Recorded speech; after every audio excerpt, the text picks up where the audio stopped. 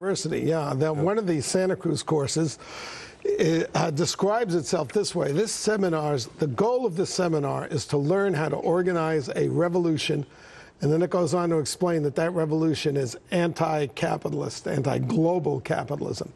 What's happened to our universities, Jacob Laxon and I wrote this book. We have 150 courses from 10. There are 4,000 universities. So I estimate there are somewhere between 10 and 30,000 indoctrination courses. That is, courses designed that when you come out of them, you have a radical Marxist, anti-American, anti-capitalist, anti-free market point of view.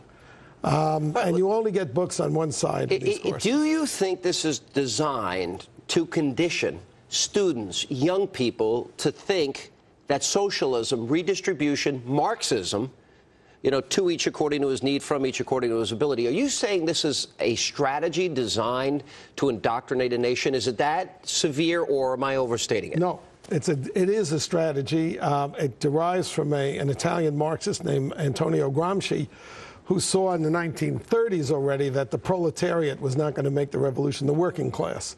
And so what he said was, you have to change the culture, the ideas. And that's why radicals went into the universities and became professors and then redesigned the courses. I describe at the University of California, Bettina Apteker, 20 years on the Central Committee of the Communist Party, took over the Introduction to Women's Studies course, made it political, made the whole department the Department of Feminist Studies, right, and was told by her other communist professors, it's your revolutionary duty to do this. All right, Bettina, Ward Churchill, you were on Hannity and Combs one night, and you had just debated Churchill, and then he came on the program, and I got in a big fight with him. But Ward Churchill, Bill Ayers, unrepentant terrorist, now is a rock star on college campuses around the country. Terrorist, compulsive liar. He's lied about every, to this day he says that he was protesting the Vietnam War. He was setting bombs when Jimmy Carter was president, 3 years after all American But here's my question. left. How do these guys, when Barack Obama said about Ayers, just to use that as an example that everybody knows, well, he's a well-respected professor. He is. It's called a distinguished professor. He was a moron when he was a I knew him when he was a radical. He was an idiot. Very shallow person. Very dedicated to the destruction of this country. How is it that there's so many of them? I mean, that's, I guess, the thing. Because they recruit each other. I mean, you want a job, you've academia. Run out the string. Yeah, there's no more demonstrations. Come into academia. You can work 6 hours a week. You can make $100,000 a year. You have a lifetime job. You get 4 months paid vacation.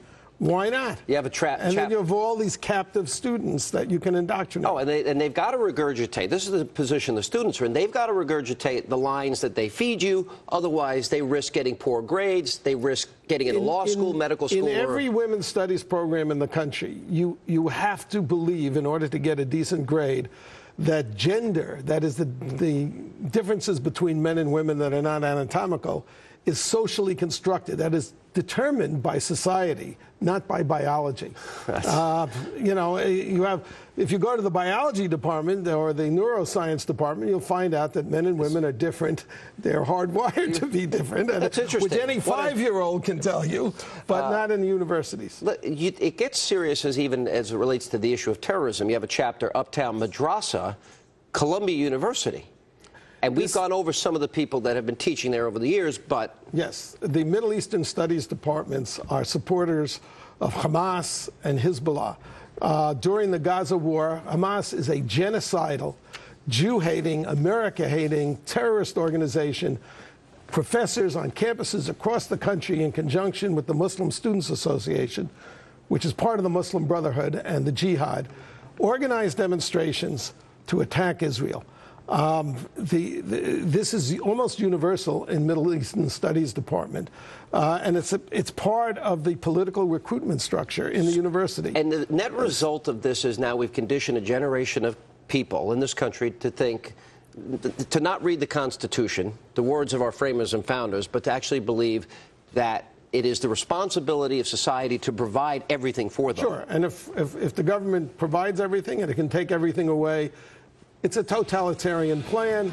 And if you wondered where all those Obama activists, all the ACORN activists came from, they came through American universities and were trained in courses like we described. All right, it's called One Party Classroom. David, thank you for being with us. Appreciate it, as always.